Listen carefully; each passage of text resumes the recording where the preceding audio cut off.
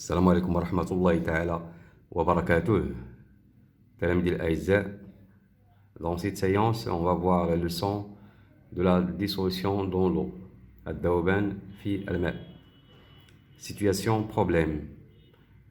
Un élève doit porter de l'eau et du sel. Un deuxième élève lui dit que si elle dissout le sel dans l'eau, ça sera plus facile car l'ensemble pèsera moins lourd. Et c'est vrai.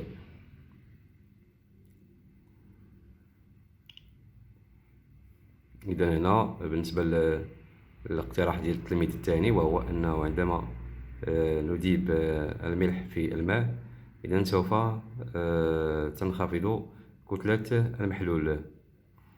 هل هذا صحيح؟ Premièrement, la solution.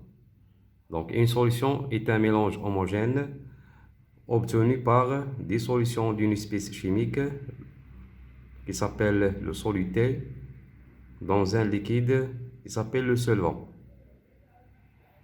Alors, c'est quoi le soluté? C'est une espèce chimique destinée à se dissoudre dans un solvant. Il peut se présenter à l'aide ou bien à l'état solide ou liquide ou gazeux. إذا بالنسبة للجسم المذاب ممكن يكون في حالة صلبة أو سائلة أو غازية. Le solvant, il s'agit du liquide dans lequel est dissous le soluté. Si le solvant est l'eau, la solution est appelée solution aqueuse. Si le solvant est un alcool, la solution est appelée solution alcoolique. Donc, solution égale solvant plus soluté. Deuxièmement, la solubilité dans l'eau. Activité expérimentale, on mélange l'eau avec la poudre de fer ou le sel selon les quantités suivantes. Donc voilà les expériences. L'eau plus poudre de fer,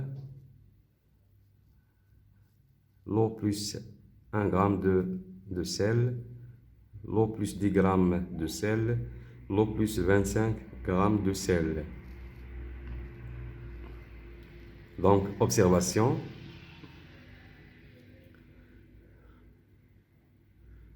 Non-disparition, la poudre de fer, c'est-à-dire la poudre de fer est insoluble dans l'eau. La disparition de sel, donc le sel est soluble dans l'eau, donc la disparition de sel dans la quatrième expérience, restant non dissous. Interprétation, poudre de fer est insoluble dans l'eau. La deuxième expérience, le sel est soluble dans l'eau, solution diluée. Le sel est soluble dans l'eau, solution concentrée. La quatrième expérience, l'eau ne peut plus dissoudre de sel. Donc, on parle à une solution saturée. Donc ici, on a une solution hétérogène. Ici, homogène, et ici, hétérogène. Donc, deuxièmement, conclusion.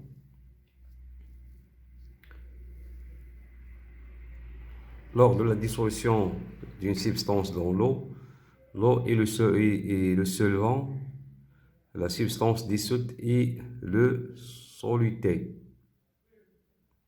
Le mélange eau plus sel s'appelle la solution.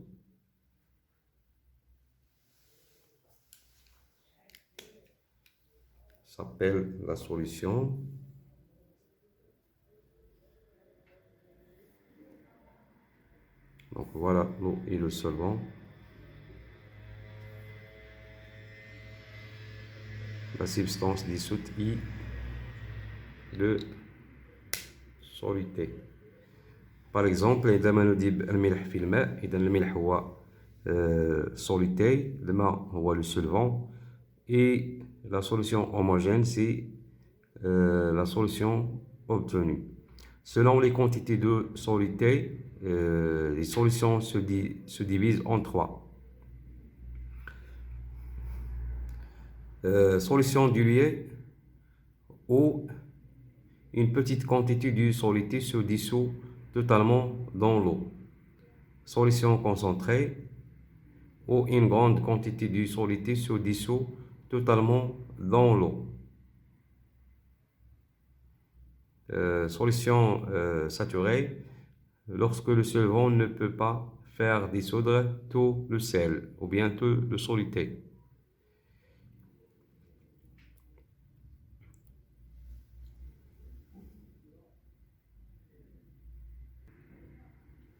Remarque, on peut dissoudre un liquide ou un gaz dans l'eau. L'eau dissoute, particulièrement à chaud, un grand nombre de corps solides, c'est-à-dire la solubilité augmente avec l'augmentation de la température. C'est-à-dire si on augmente, si on chauffe une solution saturée, donc il devient une solution concentrée, c'est-à-dire la solubilité du solvant augmente avec la température. Le chlorure de sodium, NaCl, étant un solide ionique, il est soluble dans de nombreux solvants polaires, mais moins dans les solvants apolaires. C'est pourquoi on voit un grand écart de solubilité du chlorure de potassium ou bien chlorure de sodium entre l'eau et l'acétone, par exemple. Donc ici on a le solvant c'est l'eau et l'acétone. La solubilité en grammes par litre de solvant à 25 degrés Celsius. Et donc à condition, la température égale à une constante 25 degrés Celsius. Donc la solubilité de NaCl ou bien de chlorure de potassium égale 360 grammes par litre. Et dans l'acétone égale 0,00091 grammes par litre. Donc il est peu soluble dans l'acétone.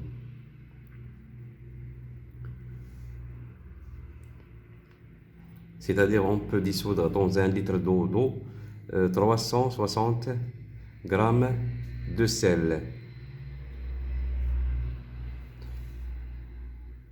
360 grammes, c'est la quantité maximale, c'est la masse maximale que l'on peut dissoudre dans un litre d'eau.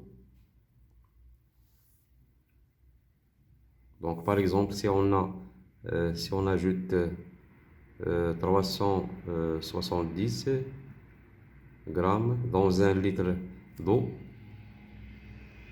donc il nous reste 10 grammes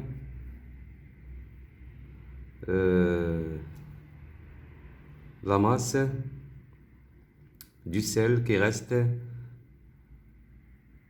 à la solution.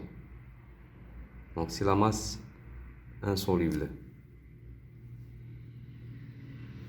Troisièmement, conservation de la masse lors de la dissolution. Donc lors de la dissolution, la masse totale du soluté et du solvant reste constante. C'est-à-dire la masse de la solution égale la masse du soluté plus la masse du solvant. Donc ça c'est très important. إذا بالنسبة باش نجاوبوا على لا سيتوياسيون بروبليم اللي اقترح التلميذ الثاني. اذا هذه كتنفي le point de vue du deuxième élève. Donc la masse ne change pas lors de la dissolution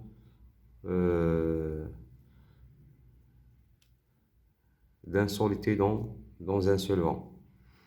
Concentration massique. La concentration massique C, donc elle est symbolisée par la lettre C d'une solution et la masse du soluté dans un litre de solution. Il s'exprime en grammes par litre et se calcule par la relation donc C égale M sur V, donc M en grammes et V en litres et C en grammes par litre, avec M la masse du soluté en grammes, V le volume de la solution.